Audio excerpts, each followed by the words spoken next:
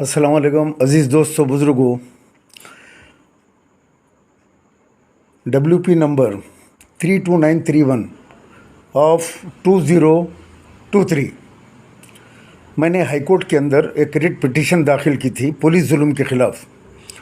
आप लोगों को पता है कि कुछ महीने पहले हमारी जो क़यादत है, जो सारे हिंदुस्तान में फिर के इत्तेहाद की बातें करती है, मुसलमानों को इंसाफ की बातें करती है, मुसलमानों को रिहाई की बातें करती है, और हैदराबाद में जब उनके ख़िलाफ़, उनके जुल्म के ख़िलाफ़, क़त्ल गारतगिरी के ख़िलाफ़ आवाज़ उठाते हैं तो वो पुलिस के ज़रिए, उस वक्त की पुलिस के ज़रिए, जब वो हुकूमत में शामिल थे, अब दौर बदल गया, लोगों को झूठे केसेस में फंसाना, पुलिस वालों का इस्तेमाल करके, पुलिस के ओहदेदारों का इस्तेमाल करके उनका पार्ट 2 बनाना, उन पे केस डालना। याद होगा आप लोगों को, मुझे भी जब मैं रेवंत रेड्डी साहब CM नहीं थे, मैं एक 12 पॉइंट का मेमोरेंडम देकर घर वापस आया और उसी वक्त ये पुलिस वाले क़यादत के हुक्म पर सदर साहब के मेरे घर पहुँचे। मुझे बिना किसी नोटिस के ऑटो रिक्शा में बिठाकर जो है बगैर कपड़े पहने बनियन के ऊपर मुझे इलीगल डिटेंशन करके ले गए। मैंने उसी वक्त यानी 21 तारीख को, 21 अगस्त को मैंने एक रिट पिटीशन हाई कोर्ट में जस्टिस CV भास्कर रेड्डी साहब के पास दाखिल की और इंसाफ की गुहार लगाई। मेरे एडवोकेट थे सोमा श्रीनाथ रेड्डी साहब। उन्होंने इसकी पैरवी की।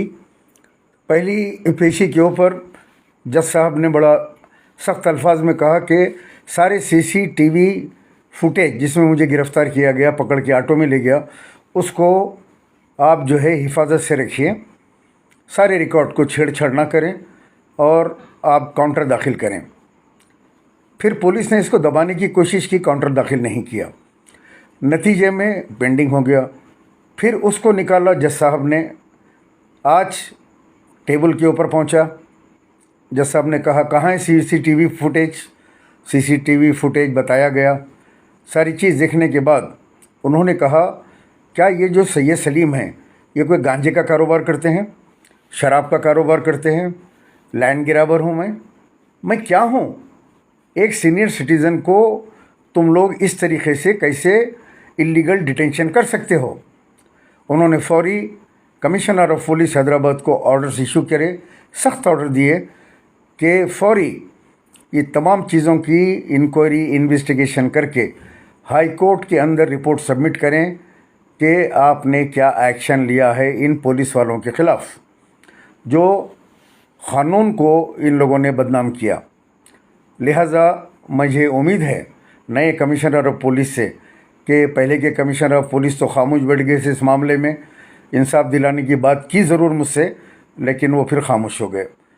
अब आपके ऊपर जिम्मेदारी है कि पुलिस के जो पुराने शहर के अंदर ख़ास तौर से पुलिस का डर और खौफ जो अवाम में बैठा हुआ है, जो क़यादत, यहाँ के जो भी लोग हैं, ज़िम्मेदार लोग जो जुल्म करते हैं, उस जुल्म के से जो डरे हुए लोग हैं, उनके दिलों से पुलिस का खौफ निकले कि पुलिस भी ईमानदारी से काम करती है, वरना हाई कोर्ट है, कमिश्नर ऑफ पुलिस हैं जो इन पुलिस वालों के ऊपर अपना शिकंजा कसेंगे।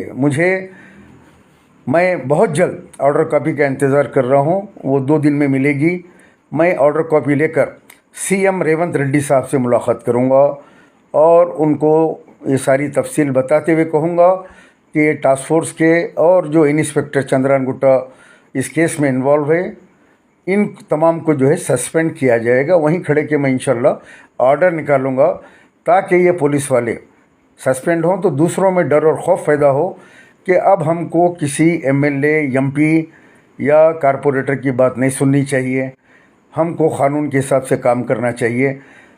और इन लोगों का जो भी जुल्म है वो अब अपनी इंतहा को पहुंच गया। मेरे एक दोस्त हैं जिनको अदालतों का बड़ा एक्सपीरियंस है, उन्होंने मुझसे कहा कि देखिए अगर आप खामोश बैठ जाएंगे सलीम साहब तो ये जुल्म और बढ़ता जाएगा, क़यादत को यहाँ रोकने की ज़रूरत है, वरना आए दिन ये लोग पहुँचेंगे और इस तरह पकड़ के लेके चले जाएंगे। तो इससे आवाम के अंदर एक बात यह पैदा होगी कि इनकी ताकत इतनी है कि किसी को भी ये गिरफ़्तार करवा सकते हैं, किसी को भी जेल की सलाखों के पीछे डलवा सकते हैं। लिहाजा मैं आपकी मदद करता हूँ, मेरे बेहतरीन वकला को मैं देता हूँ जो इसका ऑर्डर निकालेंगे, इंसाफ को यकीनी बनाएंगे। मैंने उनकी बात के ऊपर फौरी लब्बैक कहा और जाके उन एडवोकेट्स के पास साइन किया। नतीजा निकला कि आज उसका जो है ऑर्डर निकला। अब मैं आवाम से कहूँगा, आप लोग भी क़यादत से डरने घबराने की ज़रूरत नहीं है। अब उनका वक्त पूरा हो चुका। अब उनके गुरकों का टाइम आ रहा है, बहुत जल्द आएगा कि वो और उनके गुरके जहाँ कहीं भी गुंडागर्दी करेंगे, लैंड ग्रैबिंग करेंगे, जहाँ कहीं भी क़ानून को हाथ में लेंगे, वो जेल की सलाखों के पीछे क़ानून के जो है शिकंजे के अंदर रहेंगे। ये मैं आपसे वादा करता हूँ। आप लोग भी खुल के मुखालिफत कीजिए गुंडागर्दी के ख़िलाफ़, और डरने घबराने की ज़रूरत नहीं है। मुझे देखिए, इस उम्र में मैं बराबर हक़ की बात करता हूँ और लड़ता हूँ, और अल्लाह सुब्हानहू व तआला बराबर इंसाफ करने वाले हैं। आज इंसाफ मिला हमको। इंशाअल्लाह ताला बहुत जल्द मैं सीएम रेवंत रेड्डी साहब से मिलके इन पुलिस वालों को एक किरदार तक पहुँचाऊँगा। अस्सलाम वालेकुम व रहमतुल्लाहि व बरकातुहू।